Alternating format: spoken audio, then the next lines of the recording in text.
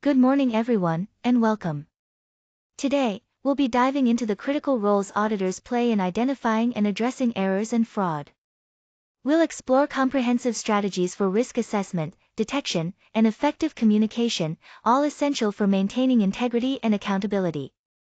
I'm excited to share insights that will enhance our understanding and practice in this important area.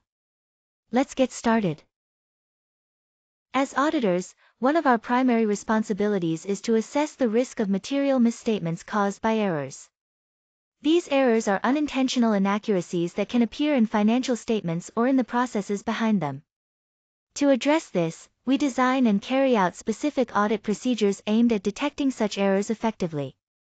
A key part of this process involves evaluating a company's internal controls, which helps us understand how well risks are managed and whether errors are likely to occur or go unnoticed. Alongside this, we perform substantive testing and carefully review transactions to verify that the financial statements present a true and fair view. Ultimately, all these audit procedures are designed to give us reasonable assurance that any errors do not undermine the accuracy and reliability of the financial reporting. This ensures stakeholders can trust the information presented. When it comes to fraud, auditors have several key responsibilities. First, they evaluate the risk of material misstatements that could occur due to intentional deception or manipulation. This means they're always looking out for potential areas where fraud might happen. Next, auditors design targeted audit procedures specifically aimed at detecting any fraudulent activities. It's not just about following standard checks, they tailor their approach to spot anything unusual.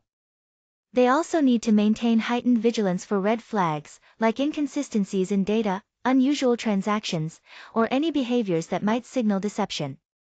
If they come across anything suspicious, they must communicate those findings promptly to management and those in charge of governance. Ultimately, the focus is on uncovering deliberate misstatements and ensuring that there's accountability for any wrongdoing. When it comes to detecting errors, our main focus is on identifying unintentional mistakes. This involves testing controls, verifying transactions, and making sure the data we're working with is accurate. It's a process rooted in checking for honesty and accuracy. On the other hand, detecting fraud is a bit more complex and requires a much higher level of professional skepticism. Here, we're not just looking at the numbers, we're evaluating the intent behind actions and actively seeking signs that someone might be trying to hide wrongdoing. Fraud investigations are more thorough and investigative in nature, often requiring additional procedures to uncover the truth. Importantly, when fraud is suspected, auditors have a legal and ethical duty to report these findings promptly to management and the appropriate governance bodies. This responsibility distinguishes fraud detection from error detection and highlights the seriousness of any suspected fraudulent activity. To effectively detect errors and fraud, it all starts with a thorough risk assessment.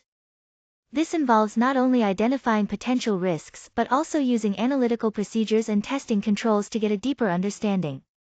Next, auditors use substantive transaction testing, always applying professional skepticism to spot any irregularities or anomalies that may indicate problems. When it comes specifically to fraud detection, extra steps are necessary. Surprise audits help catch issues that might otherwise go unnoticed, and closely reviewing related party transactions can reveal hidden risks. It's also important to watch for any management override of controls, which can be a major red flag. Another critical point is the need to corroborate unusual entries with external evidence. This helps ensure that any anomalies are supported by solid proof rather than assumptions. Alongside this, maintaining rigorous documentation throughout the process is essential so that all findings are clearly recorded and can be reviewed later. Finally, clear communication is key. Ensuring open channels between auditors, management, and governance bodies helps address findings promptly and in line with professional standards. This comprehensive approach strengthens the overall ability to detect and respond to errors and fraud effectively.